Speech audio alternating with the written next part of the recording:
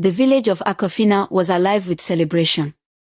The streets were bustling with excitement, and every corner of the village was dressed in vibrant colors. Flowers hung like garlands from the rooftops, and the scent of freshly cooked meals filled the air. It wasn't just any day, it was the day of the grand wedding between Amora, the village's most beautiful maiden, and Kweku, the son of the wealthiest merchant in the region. Every villager, from the youngest child to the oldest elder, was in attendance. In a large, beautifully adorned tent, Amora sat surrounded by her bridesmaids. Her hands were trembling slightly as they adjusted her attire and prepared her for the ceremony. Her gown, woven from the finest silk and embroidered with golden thread, shimmered in the dim light of the tent. Her face, though hidden behind a thin, sheer veil, was strikingly beautiful, with features that had long captivated the entire village. But as the woman fussed over her dress and hair, Amora could feel her heart pounding against her ribs.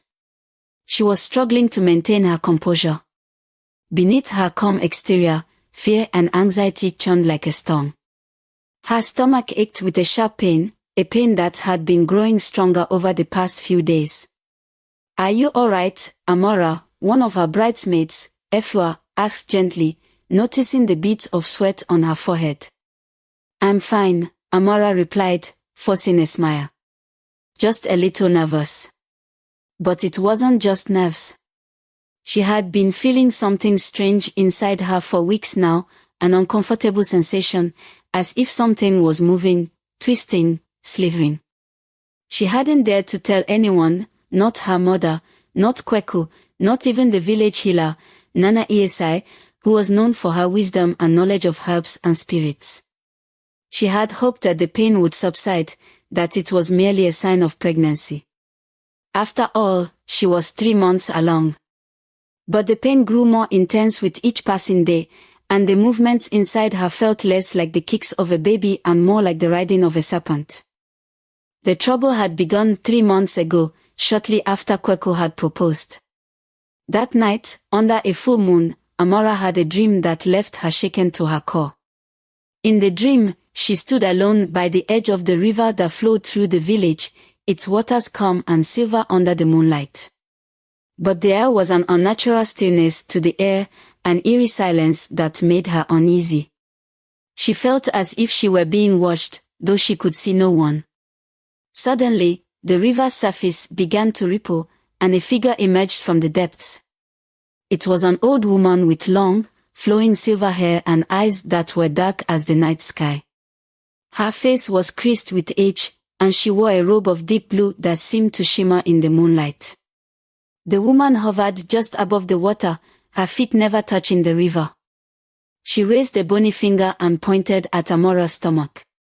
"Beware, child," she intoned, her voice like the rustling of leaves in a storm. "You carry more than just life in your womb. You carry a curse." Amora tried to speak, but no words came out. The old woman continued, her voice growing louder, echoing around the riverbanks. "The curse of the river spirit is upon you. It will take what belongs to it, on the day you are most happy." The next moment, the old woman vanished, and the river returned to its calm state. Amora woke up with a start, drenched in sweat, her heart racing. She pressed her hand to her stomach, feeling the first faint stirrings of life. At first, she dismissed the dream as nothing more than a nightmare, the product of her anxiety and excitement over the impending wedding. But the words of the old woman haunted her, echoing in her mind long after the dream had ended. In the weeks that followed, Amora noticed unusual signs around her. Birds began to behave strangely in her presence, flocks of crows would gather on rooftops when she passed, cawing loudly, their black eyes fixed on her with an unnerving intensity. Cats, usually friendly, would hiss and run away at the sight of her. Even the village dogs, which loved to play with her, started avoiding her, whining and keeping their distance. She brushed off these incidents as coincidences, but the strange feeling inside her continued to grow. There were times when she could swear she felt something moving within her, something that did not feel like a baby's gentle kick, but rather like the sinuous movements of a snake coiling around itself. Desperate for answers, she finally sought out Nana Esai, the village healer, a woman known for her wisdom and knowledge of the old ways. She arrived at Nana Esai's hut early in the morning, her heart heavy with fear. Nana Esai examined her carefully, her face growing more serious with every passing moment. After a long silence, she spoke. "There is something unnatural inside you, Amora," she said, her voice low and grave. "Something that does not belong in this world. I cannot help you. Only the river spirits can lift such a curse." Amora's blood ran cold. The river spirits. She had heard the stories, the old legends passed down by the elders, of spirits who dwelled in the river, spirits who were both benevolent and vengeful, depending on the mood in which they were approached. But she had never believed them to be more than myths, stories to scare children into behaving. Nana Esai had given her some herbs and chanted ancient prayers, but nothing seemed to work. The movements inside her belly continued, and with each day, they felt more and more like something alive, something waiting. The sun was at its zenith when the wedding ceremony began. The drums beat louder, and the villagers gathered under the grand baobab tree where the elders sat in a semicircle, their faces solemn. Kweku, the groom, stood in front of them, his face beaming with joy and pride. He was dressed in a richly embroidered robe, and a golden crown sat atop his head. His friends and family surrounded him, singing songs of blessing and praising the union that would bring prosperity to the village. As Amora stepped out of the tent, the crowd erupted into cheers. Her dress, a flowing white gown with golden embroidery, shimmered in the sunlight. Her face, hidden behind a sheer veil, was still the center of attention, and the villagers whispered among themselves about her unmatched beauty. But Amora's steps were unsteady. With every step she took, the pain in her stomach grew sharper, more intense. She clutched her belly, trying to keep the smile on her face. She couldn't let anyone know what she was feeling, she had to maintain the appearance of a joyful bride. Kweku noticed her discomfort as she approached. His smile faltered, replaced with a look of concern.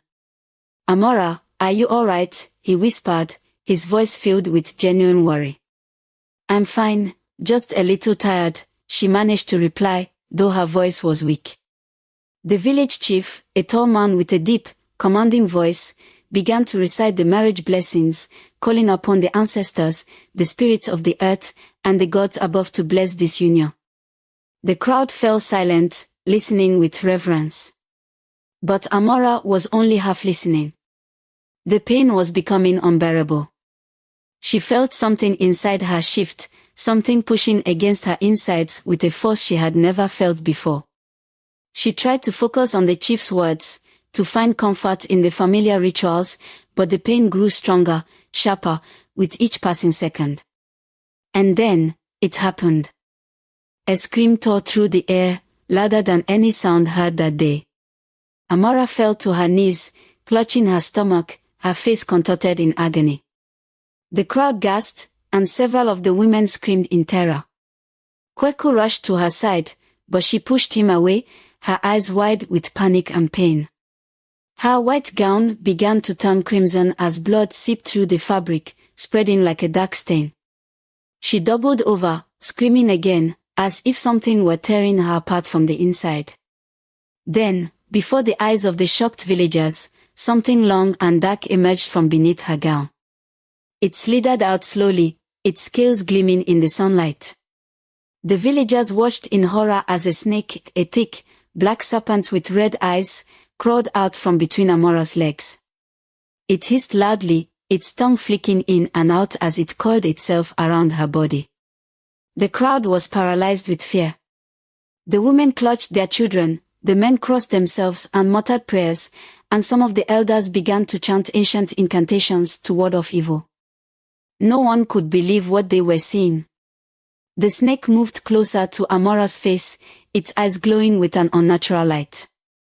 It coiled around her torso, its head raised as if preparing to strike. This is a curse," one of the elders shouted, his voice trembling with fear. "A curse upon our village." Nana Esi, the village healer, stepped forward, her face pale but determined. She looked at the snake, then at Amora, and her expression darkened. "This is no ordinary snake," she said loudly, her voice cutting through the murmurs and cries of the villagers. "This is the spirit of the river. The prophecy, the curse has come true." The crowd erupted into panic, their voices rising in fear and confusion. A curse. A prophecy. What was going on? Amora's mother, Abina, had fallen to her knees, sobbing uncontrollably. No, it can't be," she wailed, tears streaming down her face. "I kept her away from the river. I did everything I could." Nana Esi shook her head solemnly, her expression one of sorrow. "The curse is older than you, Abina. It was placed on your family generations ago. No matter what you did, it was destined to find her." The villagers' murmurs grew louder, fear spreading like wildfire. Some began to back away, others clutched their children to their chests, and a few started whispering prayers to protect them from whatever evil had been unleashed. Suddenly, a figure emerged from the crowd. An old woman with long silver hair and eyes as dark as the night, the very same woman Amora had seen in her dream. The villagers gasped, recognizing her instantly, though none had seen her in the village before. The old woman spoke, her voice calm but with a power that silenced everyone. "I warned you," she said, looking directly at Amora. "The curse was placed by the river spirits when your ancestor betrayed them. For generations, they waited for the right time to exact their revenge." Abina, her face a mask of anger and confusion, cried out, "You cursed my family. Why? What did we do to deserve this?" The old woman's expression softened slightly, but her voice remained firm. "Your great-grandfather took what did not belong to him, a sacred relic from the riverbed. The spirit allowed your family to prosper, but the price had to be paid. The firstborn daughter of your line was destined to give birth to the river's vengeance." Nana Esi nodded slowly, as if piecing together a puzzle. "The snake is the embodiment of the river spirit's wrath. It had to be born to reclaim what was stolen." The snake, sensing the presence of the old woman, coiled itself tighter around Amora, its red eyes glowing with a strange, otherworldly light. The villagers held their breath, unsure of what to do. The old woman turned to the crowd. "There is still a choice," she said. "The curse can be lifted, but it demands a sacrifice. A life for a life. Who among you will offer themselves to save this girl?" The villagers looked at each other, fear etched on their faces. No one spoke. No one moved. Kweku, still kneeling beside Amora, looked on, his face pale and his hands trembling. He loved her deeply, but the fear in his heart was overpowering. Then, to everyone's shock, a weak voice broke the silence. I will offer myself," Amora whispered, her voice barely audible, but filled with determination. The old woman raised an eyebrow, surprised. "You would sacrifice yourself to lift the curse?" Amora nodded, tears in her eyes but her voice steady. "If it means ending the suffering for my family, if it means my unborn child can live, I will do it." The old woman considered her for a long moment, then nodded. "Very well. But know this, the spirits do not forgive easily. You must enter the river at midnight, alone. If you survive until dawn, the curse will be lifted. But if you do not, your soul will belong to the river forever." Amora felt a chill run down her spine, but she nodded. "I accept." The villagers began to murmur again, their voices filled with both fear and admiration. The sun began to set, casting long shadows across the village, and the drums fell silent. As the moon rose high in the sky, the villagers gathered by the riverbank. The air was thick with tension, and the sound of the river's flow seemed louder than ever. The full moon cast a pale, ghostly light on the water's surface, making it shimmer like liquid silver. Amora stood by the edge of the river, her gown now torn and stained, her eyes filled with resolve. She looked back at the villagers, her heart pounding in her chest. She saw her mother, her face streaked with tears, and Kweku, standing with clenched fists, his expression a mixture of fear and hope. The old woman stood beside her, her face calm and expressionless. "The spirits are watching," she said quietly. "They will test you. Remember, do not look back. Keep your eyes forward and your heart steady." Amora took a deep breath and stepped into the cold, dark waters. The river was icy, and she felt the cold grip her bones, but she moved forward, wading deeper into the water. The villagers watched in silence, their faces tense and their breaths held. The river seemed calm at first, but as Amora moved further in, the waters began to churn, swirling around her. She felt something brush against her legs, something cold, something alive. Her heart raced, but she kept moving, her eyes fixed on the opposite shore. The minutes dragged on, feeling like hours. The night grew colder, the wind picked up, and the whispers began, soft at first, like distant echoes, but growing louder, more insistent. Amora heard voices, felt hands pulling at her, trying to drag her under. "Do not look back," the old woman's voice echoed in her mind. "Keep moving forward." The river continued to churn violently, and the whispers grew louder, like the wails of lost souls. Amora's vision blurred, her body shivering with cold, her mind foggy with exhaustion. She felt the river pulling her, as if it had a life of its own, a force determined to claim her. She stumbled, almost falling, but caught herself. Her hands were numb, and her feet felt like lead, but she kept moving, her eyes fixed ahead, her spirit refusing to break. Then, a figure emerged from the water, a man, tall and gaunt, with skin as pale as moonlight and eyes like burning coals. He stared at her with a cruel smile. "Why do you struggle, girl?" he sneered. "You cannot escape. The river has claimed you." Amora's heart pounded, fear gripping her, but she refused to falter. "I will not give in," she shouted, her voice filled with defiance. "I will not let you take me." The man laughed, a hollow, bone-chilling sound.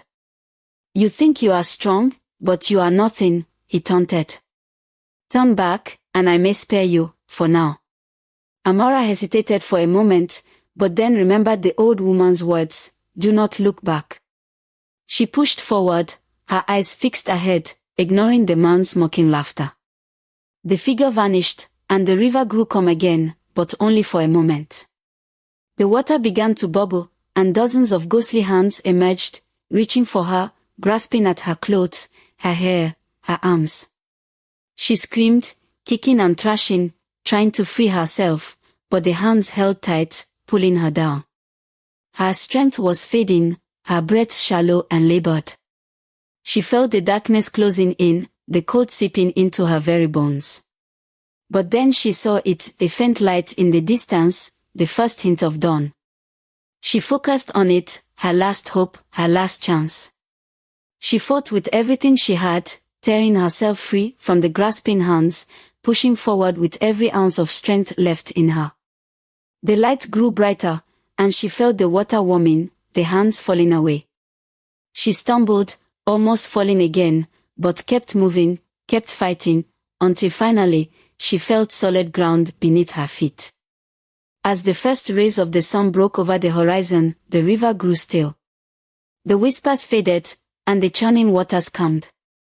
Amora emerged from the river, her body soaked, her clothes torn, but her spirit unbroken. The villagers erupted in cheers, their faces filled with joy and relief. The old woman nodded, a small smile on her lips. "The spirits have accepted her sacrifice," she announced. "The curse is lifted." The snake that had coiled around Amora slithered back into the river, disappearing beneath the surface. The villagers watched in awe as it vanished, their fear slowly replaced by admiration and respect. Kweku rushed to Amora's side, wrapping his arms around her. "You did it," he whispered, tears streaming down his face. "You survived." Amora nodded, exhausted but relieved. "I did it for us," she replied softly. "For our future, for our child." The village celebrated for days, rejoicing in the lifting of the curse. Amora and Kweku were married in a quieter, more intimate ceremony, surrounded by those who had stood by them in their darkest hour. The river, once feared, became a place of reverence, a symbol of redemption and renewal. The villagers would come to its banks to offer prayers, to seek guidance, and to remember the day when a young bride had faced the spirits and emerged victorious. Amora and Kweku began their life together with a newfound sense of purpose and gratitude. They knew that they had been tested, that they had faced unimaginable trials, but they had come through stronger, braver, and more united than ever. But the villagers would never forget the day the bride gave birth to a snake, a day that began with fear and ended with redemption, a day that taught them that sometimes, the greatest curses can be lifted by the power of love, courage, and the willingness to face the unknown. Thank you for watching. If you enjoy it, please like and share it and subscribe our African Folktales channel.